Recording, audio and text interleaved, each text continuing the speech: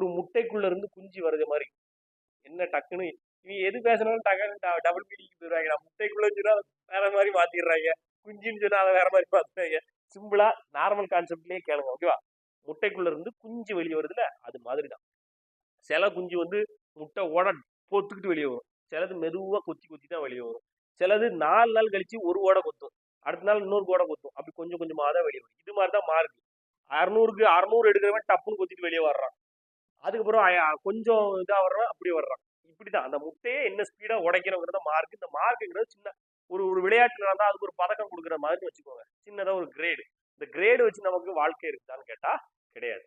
எல்லாருமே 12th முடிச்சு முட்டைக்குள்ள இருந்து வெளியே வந்துட்டீங்க, அதாவது ஹையர் செகண்டரி முடிச்சு அடுத்த, அதாவது லைஃப்ல என்ட்ரு ஆகுறீங்க. இனிமேல் தான் உங்களை வந்து இனிமேல் தான் உங்க சிறகு அடிச்சு பறக்கிறதுக்கு விட போறாங்க, ஓகேவா?